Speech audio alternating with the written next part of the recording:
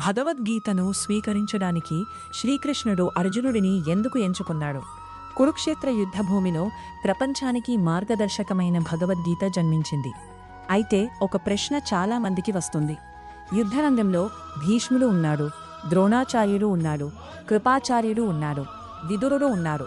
వీరందరూ జ్ఞానులు, అనుభవజ్ఞులు. మరి శ్రీకృష్ణుడు భగవద్గీత అనే అమూల్యమైన జ్ఞానాన్ని అర్జునుడికే ఎందుకు ఉపదేశించాడు? దీనికి అనేక గొప్ప కారణాలు ఉన్నాయి. మొదటిగా, అర్జునుడు శ్రీకృష్ణునికి అత్యంత ప్రియమైన భక్తుడు. భగవంతుడు తన హృదయానికి అత్యంత దగ్గరగా ఉన్న వ్యక్తికి తన రహస్యమైన జ్ఞానాన్ని అందించాలనుకున్నాడు.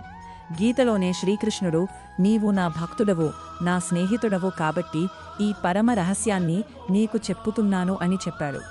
భక్తి మరియు స్నేహం ఉన్న చోటే దివ్య జ్ఞానం సులభంగా ప్రవహిస్తుంది. రెండవది, అర్జునుడు వినయశీలి. నిజమైన జ్ఞానం పొందాలంటే అహంకారం ఉండకూడదు. యుద్ధరంగంలో అర్జునుడు తన గాంధీవాన్ని క్రిందబెట్టి, నేను ఏమి చెయ్యాలో తెలియడం లేదు, మీరు చెప్పండి అని శ్రీకృష్ణుని శరణు కోరాడు. హన అజ్ఞానాన్ని అంగీకరించినవాడే నిజమైన జ్ఞానాన్ని పొందగలడు.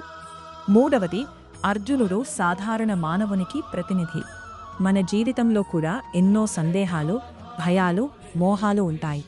కురుక్షేత్రంలో అర్జునుడు ఎదుర్కొన్న పరిస్థితి మనందరి జీవితాలకు ప్రతిబింబం. అందుకే అర్జునుడికి చెప్పిన గీత ప్రపంచంలోని ప్రతి మనిషికి వర్తిస్తుంది. నాలుగవది, అర్జునుడి హృదయం పవిత్రమైనది. అతను యుద్ధం చేయడానికి వెనుకాడింది పిరికితనం వల్ల కాదు.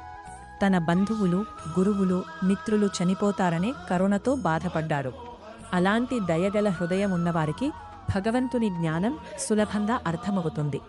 ఐదవది, అర్జునుడు కర్తవ్య సంకటంలో ఉన్నాడు. జీవితంలో చాలామంది తమ బాధ్యతల గురించి అయోమయంలో పడతారు. అర్జునుడు కూడా అదే పరిస్థితిని ఎదుర్కొన్నాడు. ధర్మం కోసం యుద్ధం చేయాలా, లేక బంధువుల కోసం వెనక్కి తగ్గాలా అనే సందిగ్ధంలో పడ్డాడు. అందుకే శ్రీకృష్ణుడు అతనికి కర్మయోగం, జ్ఞానయోగం, భక్తియోగం వంటి మహత్తర సూత్రాలను బోధించాడు. ఆరవది, అర్జునుడికి ఏకాగ్రత ఉంది. మహాభారతంలో పక్షికన్ను కథ అందరికీ తెలుసు. గురు ద్రోణాచార్యుడు పక్షికన్నును గురిగా పెట్టినప్పుడు అర్జునుడు తన లక్ష్యంపై మాత్రమే దృష్టి పెట్టాడు. ఇలాంటి ఏకాగ్రత ఉన్న వ్యక్తి భగవద్గీత వంటి లోతైన జ్ఞానాన్ని గ్రహించగలడు. ఏడవది, అర్జునుడు ప్రశ్నించే స్వభావం కలవాడు. గీత మొత్తం చూస్తే అర్జునుడు అనేక ప్రశ్నలు అడుగుతాడు. మంచి శిష్యుడు ఎప్పుడూ ప్రశ్నలు అడుగుతాడు. ప్రశ్నల ద్వారానే జ్ఞానం మరింత స్పష్టంగా అవుతుంది.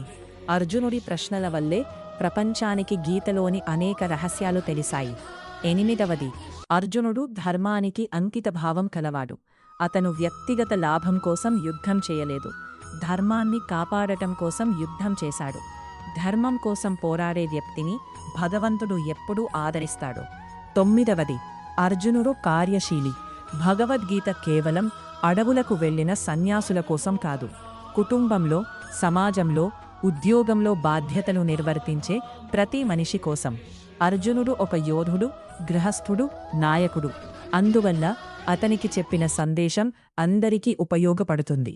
పదవది, అర్జునుడు భగవంతుని సంకల్పాలకి సాధనంగా మారాడు. భగవద్గీత కేవలం అర్జునుడి కోసం కాదు, రాబోయే తరాల కోసం. అందుకే శ్రీకృష్ణుడు అర్జునుడిని ఒక సాధనంగా ఉపయోగించి ప్రపంచానికి శాశ్వతమైన జ్ఞానాన్ని అందించాడు. భగవద్గీత మనకు ఒక గొప్ప సందేశాన్ని ఇస్తుంది. భగవంతుడు అర్జునుడిని ఎంచుకున్నది అతను పరిపూర్ణుడు కాబట్టి కాదు. అతను సందేహపడ్డాడు, బాధపడ్డాడు, అయోమయంలో పడ్డాడు. కాని చివరకు సత్యాన్ని ఎలుసుకోవాలనే తపనతో భగవంతుని శరణు కోరాడు. మన జీవితంలో కూడా సమస్యలు వస్తాయి. కొన్నిసార్లు ఏది సరైన మార్గమో అర్థం కాదు.